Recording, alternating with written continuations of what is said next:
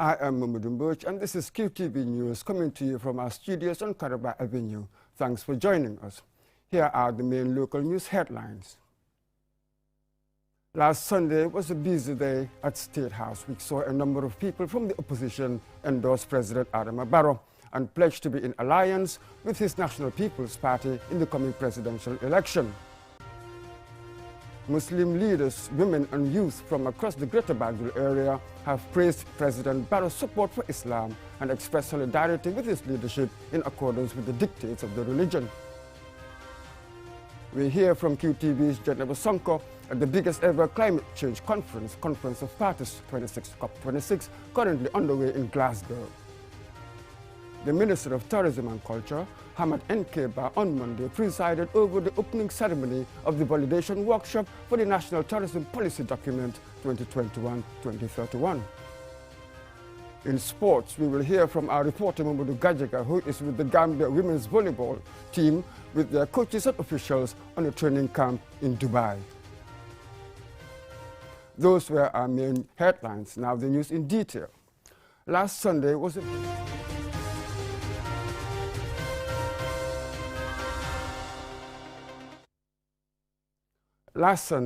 busy day at the State House, which saw a number of people from the opposition endorse President Adama Barrow and pledge to be in alliance with his National People's Party in the coming presidential election and to contribute to the president's development agenda for the country. Mamadou Lamin Choi reports. Less than a month to the political race to the State House, dramatic developments are unfolding daily. With campaigns about to kick off on Tuesday, a list of former independent presidential aspirants are endorsing and switching support to President Adama Barrow's quest for a second term.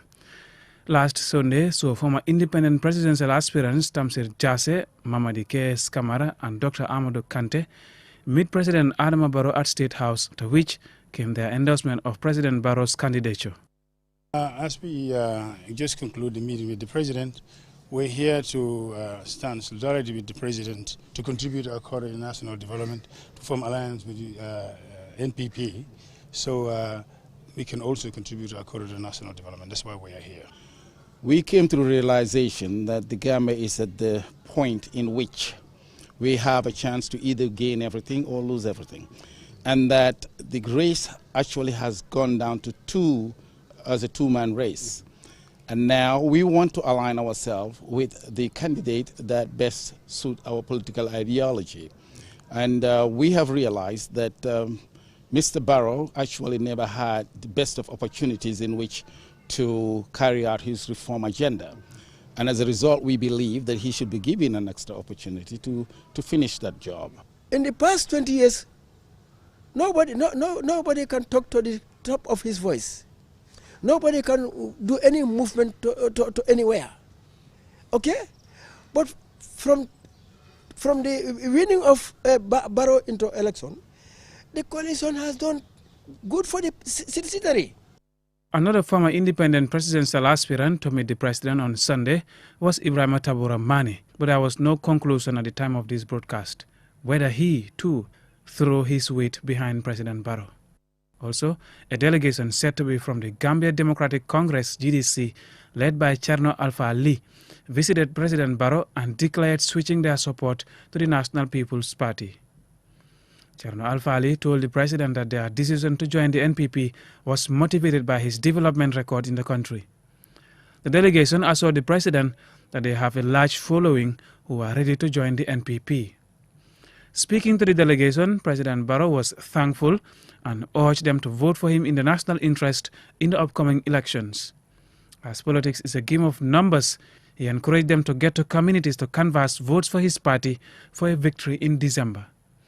Sidi Njai, the deputy spokesperson of the National People's Party, spoke to the press, underscoring the significance of the show of support for the president from the opposition camp.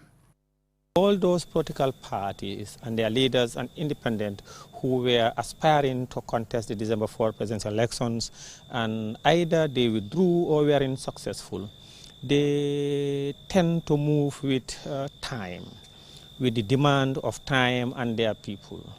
This is an indication that Gambians are ready to re-elect President Adama Barrow thanks to his foresight, his inspirations, his agenda in transforming this country, impacting the socio-economic well-being of every Gambian. The NPP deputy spokesperson also disclosed that more political party leaders are expected to take an endorsement decision for President Adama Barrow. Mohamed Lamin Choi, QTV News. Less than a month. Muslim leaders, women and youths from across the Greater Banjul area have praised President Adama Barrow's support for Islam and expressed solidarity with his leadership in accordance with the dictates of the religion. Mohamed Lamin Choi again. This is a religious delegation comprising imams, Muslim elders, youth and women who on Sunday were at the State House for a dialogue with the head of state, which is to manifest their gratitude for and solidarity with President Barrow. You have our backing, because what Islam dictates us is that whoever Allah appoints to be your leader, follow him if he is good or bad. We have seen that you are a good president. You are good for us. We thank Allah and praying to him for your progress. While addressing the president, some of the imams praised him for his leadership qualities, contributions to Islam, and for the development of the country. So this nine we believe. We were the Banjul. This is what we believe. Those of us who are in Banjul have an open mind, and we are very happy with the president. We realize that the development work he is doing shows that he is working for the sake of Allah. And someone who is doing that, you must give him your support. That is why we are here. Amin Dur, an Islamic scholar, and Aminata Barrow appealed to the president for his intervention to establish institutions of learning for Muslim women and to provide scholarships to support their education across the country.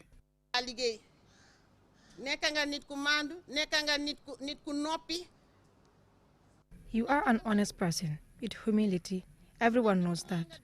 We have seen that you have given Islam its due, so we are hopeful that you will work towards addressing the problems of us women, because all women in this country are interested in education. We are asking the government to help us to have Islamic centers in all regions, where women can learn the Quran and about the Islamic religion. Among the Islamic leaders who spoke was Imam Chebucham, who talks about the duty of the president towards the people and the role of people to pray and support him, which is critical for a country's development. Among the Muslim youth who spoke was Durija, who expressed similar sentiment as other speakers. Mohammed Hassan Lum is the organizer of this meeting, and he explains the reason for this initiative. Our main reason is we support Islam. And in that supporting Islam, we looked at all the presidential candidates that were running in this 2021 race. And our measuring yardstick is who is the most responsive to the Muslims and Imams. And we saw the habit of His Excellency of playing on every Friday. We have seen your qualities, your characteristics, and we said, Alhamdulillah. We are here to demonstrate our unflinching support for Your Excellency and your National People's Party. President Barrow thanked the delegation and expressed his happiness for such a meeting, also pledging his continued support for Islam in the country. Nga subvention ole create pour dino. Nga $5 million nga ole create pour subvention. When I came to power, I created a $5 million subvention for the religions, including the Supreme Islamic Council, for the advancement of Islam in the country. This had never happened before. I wanted $10 million subvention, but in government, we make decisions through cabinet. I promise, if I am elected for a second term, before it ends, I will adjust the subvention to $10 million. The Imams also prayed for the president and the country for a peaceful elections and a progressive Gambia. Mohamed Lamin Choi, QTV News. The biggest ever climate change conference, Conference of Parties 26, COP26, is currently underway in Glasgow. As QTV's Jennifer Sonko reports from there, the Gambia participated in 2 side events, and she now reports. The COP26 summit brings together parties to accelerate action towards the goals of the Paris Agreement and the UN Framework Convention on Climate Change. At the end of the first week, the Gambian delegation participated in the COP26 High-Level Climate Action event and the Great Green Wall Forum. The Great Green Wall is an African-led movement with the epic ambition to grow an 8,000-kilometer natural wonder of the world across of the African continent. Leading Gambian environmental activist Kemo Fati is one of the organizers of the event and delved into the reason why there is need to have a great green wall frontline. So unless the vision is owned and powered by the custodians of the Great Green Wall, this extraordinary ambition will never be realized. And this is why we have come with the Frontline program. And creating a new energy into this Frontline program, there is a campaign putting money, power, and tools into the hands of frontline communities, bringing this urgent vision to life. Our Frontline campaign does not really replace the Great Green Wall in any way or any of its existing narratives. Rather, it aims to, bring in and inspire a new generation of ownership of communities living along this wall. Evidence shows that the Great Green Wall initiative is already bringing life back to Africa's degraded landscapes. Kemo Fati is fighting for greater impact by seeking the involvement of unheard voices to inspire more to take action. For us to be able to really do something significant, it really must come from the people themselves. For far too long, the politicians have always been talking like what we have always been doing when we come to COP. And of course, you would all agree with me that insanity is doing the same thing over and over again and expecting a different result. Babukar Zaidi Jallo was a speaker at the COP26 high-level climate action event, which focused on strengthening nationally determined contribution NDC's ambitions through circular economy, the path for 1.5 degrees. The circular economy starts by avoiding waste. It benefits business, society and environment by eliminating waste and decoupling business growth from the consumption of the world's finite resources, such as coal, oil and other fossil fuel.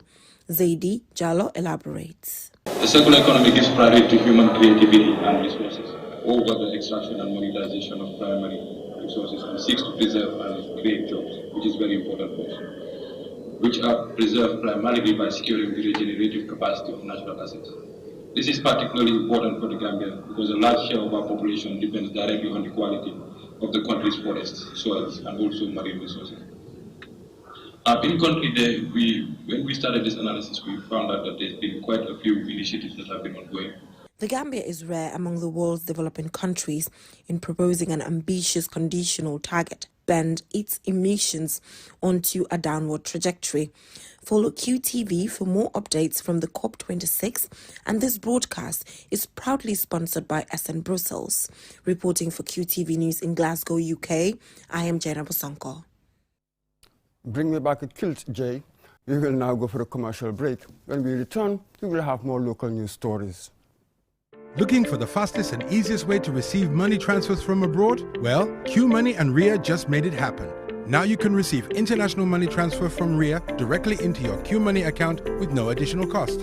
Once you receive an SMS alert about your transfer, walk into any QMoney agent across the country to receive your payment for free or use the money immediately to buy credit, QPower and other QMoney services. It's fast, safe and convenient. For more info, call customer care on 133. QMoney, Sinu Calpe. Terms and conditions apply.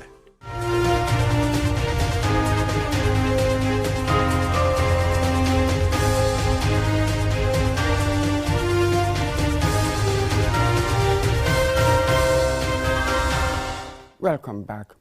The Minister of Tourism and Culture, Hamad N.K. Bah, on Monday revealed that the Banjul-Dakar route has now been domesticated and that Gambians can now fly to Dakar at $100. Meanwhile, he has also called on stakeholders in the tourism industry to prioritize national interest. He was speaking at the opening ceremony of the validation workshop for the National Tourism Policy Document 2021-2031. And Sumane Esonyasi reports. By bringing together stakeholders in the tourism industry to scrutinize the National Tourism Policy Draft Document before its validation, the document is expected to provide a guide for national action to help maximize the economic viability of the tourism industry. Addressing stakeholders, the Minister for Tourism and Culture, Hamad N.K. Bah, urged Gambians to take advantage of the recent domestication of the Banjul-Dakar route. He also implored stakeholders to thoroughly review the draft policy document to ensure collective coordination, appropriate institutional re-engineering and human resource development as enshrined in the draft national document. And what we realize in the Gambia, there is a missing link. We find it difficult to fly out of this country. Our air tickets are almost more expensive than Dakar by 15%, most minimum, sometimes even 20%. You buy a ticket cheaper in Dakar than in Banjul. We couldn't explain this. When you ask the airline, they tell you you don't have volume. So Gambians were on the receiving hard side of the end. And we believe that there was a need for the government to make pressure. Kodu El Jabang and Julde Jallo, permanent secretaries at the Ministry of Tourism and Culture and the Ministry of Finance, described the consultation as a significant milestone in the recent trajectory of the country's tourism industry. They went on to renew their respective ministries' commitment to the successful implementation of the National Tourism Policy document. These homegrown major documents have been formulated following a robust stakeholder engagement, as well as extensive literature review, and I am pleased to inform you that these engagements have been broad-based and included a broad spectrum of stakeholders. The most important economic feature of activities related to the tourism sector is that they contribute to 3 high-priority goals of the country: for the generation of income, employment, foreign exchange earnings, which is aligned to the National Development Plan 2018 to 2021, to raise the living standards of all Gambians. Delivering a virtual statement on behalf of the UNDP mission in the Gambia, Abdullah Jame, UNDP national economist, renewed UNDP's commitment to supporting the Gambia attain her national tourism objectives as encapsulated in the draft policy. Tourism has a key role to play in the achievement of the SDGs, the 2030 Agenda for Sustainable Development, and Africa Agenda 2063, as well as the other global and regional commitments that the Gambia has signed up to. International and local experience of managing tourism shows it is most effective when government adopts a cooperative governance in which responsibility is shared between different spheres of government and a wide range of other stakeholders, including business and civil society. Once validated, officials in the tourism sector hope that the draft tourism policy will provide a clear roadmap to addressing some of the challenges in the sector. Ansmane Sonyasi for KTV News. A fire has destroyed a row of houses occupied by 5 families at a compound in London Corner on Sunday, rendering the tenants homeless. Omar P. Jallo tells us more. The incident occurred on Sunday at around 4 p.m. When we visited the compound today, we found family members sitting outside and desperate for help. According to them, the fire was caused by a faulty electricity socket in one tenant's bedroom. Mohammed Conte, from whose house the fire started, said he was away when he received a call and heard his wife and children shouting for help. Then the neighbors rose to try to put out the fire, but it was too late. Thanks to the neighbors. They play a great role. Fire service, they call them, they don't respond. They only respond when everything is finished. That's the time they arrive here. Thanks to Allah, nobody died. But for property, only this close with me, I don't remove anything. The money, document, property, everything, we lost everything. We don't remove anything. We are just seeking for help. That's the only message I have now. Because we don't have shelter now. We don't have clothes to wear, anything. Saleh Conte, Mohammed's wife, a market vendor, says she noticed the fire when she returned from accompanying her sister, who came to visit. Our food items, money, bowls, beds, suitcases, documents, and clothes, among other belongings, are all burned to ashes, leaving us with only the clothes we have on. We are homeless without food, cash, and clothes. Jeneba Jallo, and other victim, said the fire consumed all their household items, including money, clothes, furniture, and other food items, amongst other valuables. The mother of 9 said they are poor, and the fire has taken the little they have saved to sustain their family. I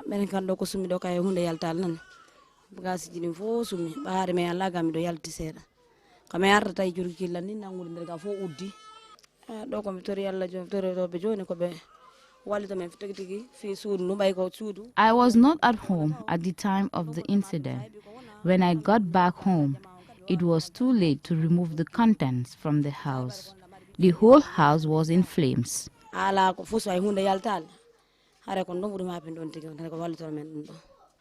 The victims thanked their neighbors for helping them to try to put out the fire. However, The Inferno has borne all their belongings to assist according to them. The victims are seeking help from government, donor agencies, individuals, philanthropists and the public.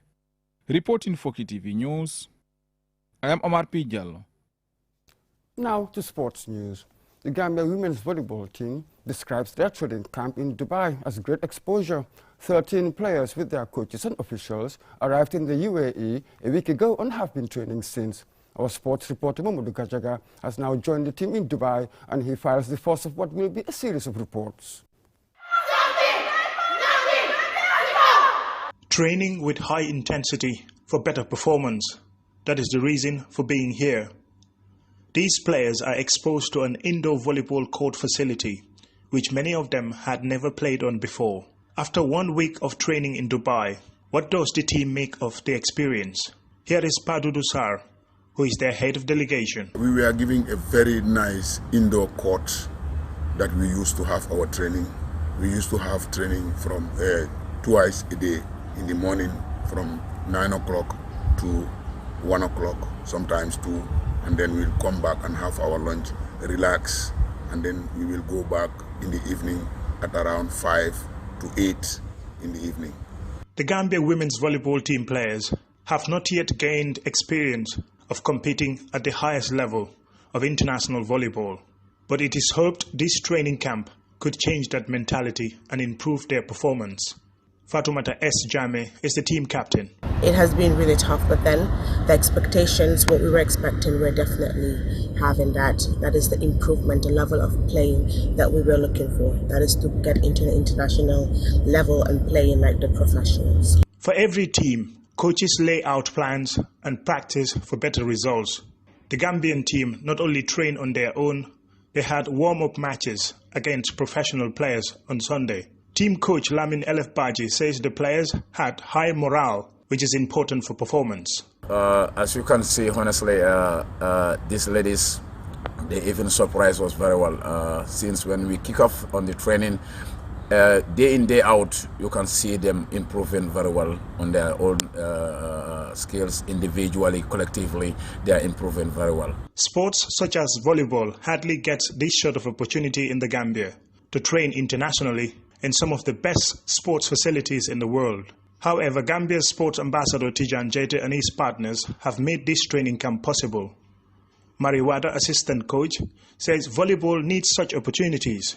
Obviously, Gajaga, words is never enough for Tijan because he has moved volleyball to another level. This we have grabbed 100%.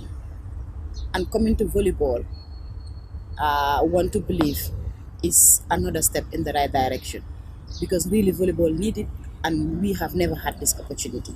Off the volleyball court, the Gambian team earlier on were surprised by the visit of Sahid Abdul Ghaffar Hussein, an official from the Ministry of Sports at the United Arab Emirates. He gave the entire delegation Apple Watches as gifts from the United Arab Emirates Ministry of Sports. Reporting from Dubai, I am Mamadou Gajaga, QTV News. Before we end, here is a recap of the main news headlines. Last Sunday was a busy day at State House, which saw a number of people from the opposition endorse President Adama Barrow and pledge to be in alliance with his National People's Party in the coming presidential election. Muslim leaders, women and youth from across the Greater Banjul area have praised President Barrow's support for Islam and expressed solidarity with his leadership in accordance with the dictates of the religion. We heard from QTV's Jennifer Sonko at the biggest ever climate change conference, the Conference of Parties 26, COP26, currently underway in Glasgow. The Minister of Tourism and Culture, Hamad N.K. Ba, on Monday, presided over the opening ceremony of the validation workshop for the National Tourism Policy Document 2021-2031. In sports, we heard from our reporter Mamadou Gajaga, who is with the Gambia women's volleyball team with their coaches and officials on a training camp in Dubai. That's all we have for you in this bulletin. Thanks for watching.